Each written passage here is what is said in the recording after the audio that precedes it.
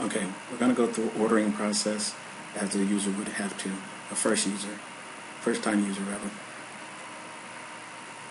They're going to see their network name, they type in their name,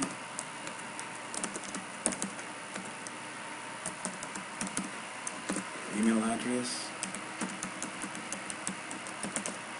and then they choose what department they're in, also access, then their shipping location where they want the item delivered to,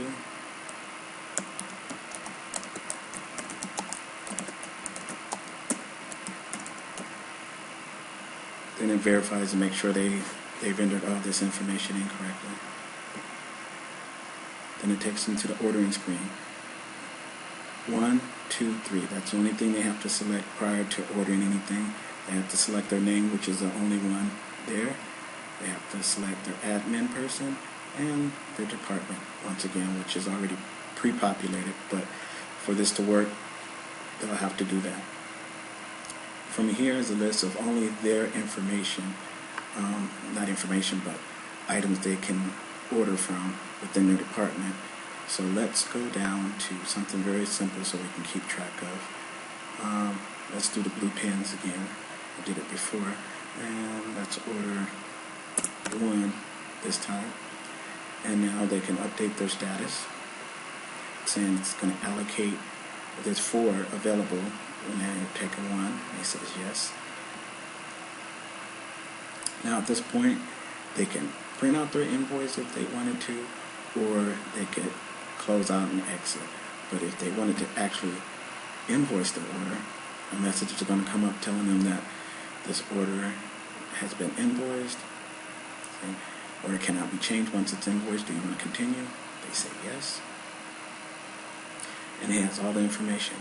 Shipping to them, or to it shipping, who it's been charged to rather, their admin, and then their invoice number and order number, along with the detail of any items. They can order as many items they want. Close out here, and now if they wanted to order a new purchase item, something that's not within inventory, they come here, they put in the product name,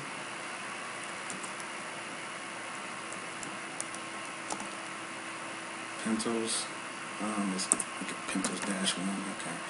Description, leather pencils, okay. Quantity, 5, price, $2, alright. They hit save, and depending on where, which department they're in, it will go to the appropriate person to do the approval. It lets them know the order has been submitted for approval, and in this case it's being sent to Jen and Veronica. And then it's done at that point. Now I'm going to show you, as admin, what would happen. This is a table right here where you can use, I'll show you later how you can test it out by using admin and switching back and forth. So now I'm going to make that person, I'm making Travis, he's going to be, of course, myself, I'm going to be admin now. So when I go into the database, and I can go right here, go to the forms, there's a form check.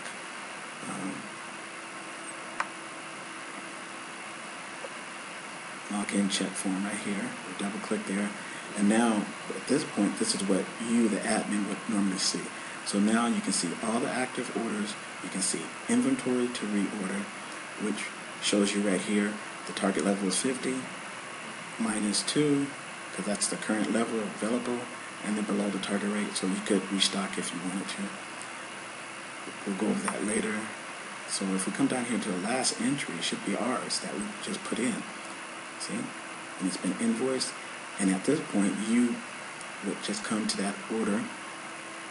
You'd say, okay, yep, I'm going to go ahead and ship it and give it to them. Now you have 2 options. You can say, I'm going to ship it to them and mark it as complete, so it's a done deal, or you could just say, I'm going to ship it to them so that way I know I got to come back after I know they've received it and everything and mark it as complete. Pretty much up to you. So at this point I say ship order. Now the order's been marked as shipped, as you can see over here. And now you can mark it complete, or you can just save and close. and at this point I marked it as complete. Okay, so if I was to come back over here to products and come back, it shouldn't be an active order anymore because it's completed, so you don't see it anymore. It would show up under orders, and completed orders, you would come here and you can see that order has been completed.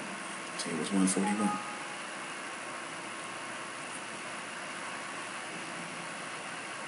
So a review of the dashboard, just to kind of get your feet wet.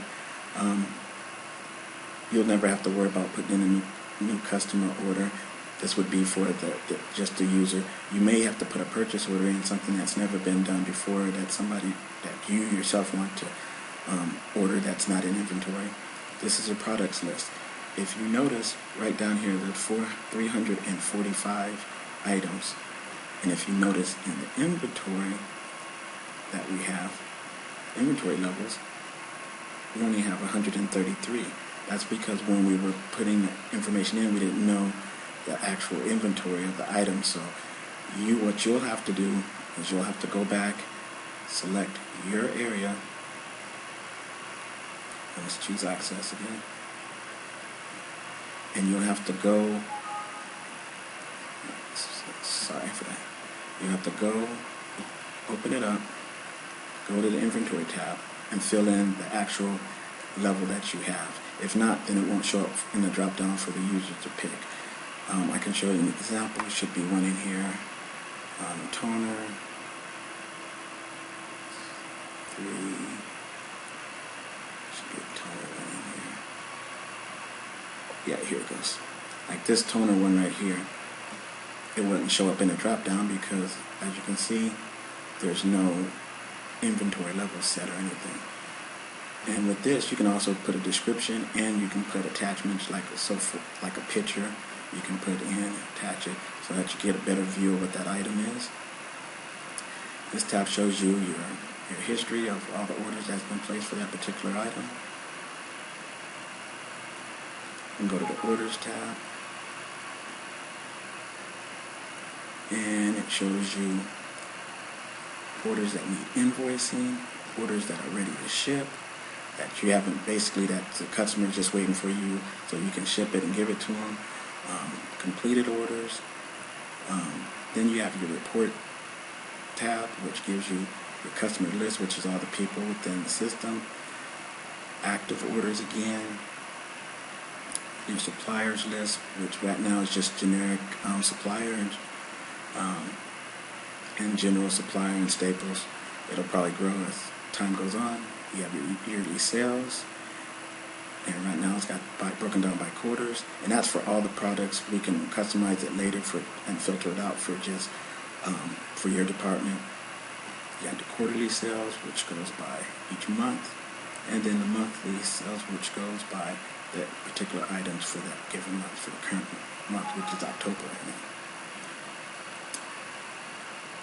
Then you have your new purchase one. Remember that one we put in leather pencils? Well, it shows up right here. You can't click these right here. You always have to click on the item itself to go into, and then we'd say, yep, this is marked as approved. See, so now it's marked as approved. And then you would go ahead and order that particular item. This is more advanced app. It just breaks it down. Employees, kind of the whole thing is kind of self-explanatory. If you have any questions, pretty much that, then we'll go more into it. Reports, I thought I did one for reports. I know I did one here. Yeah, print all active reports.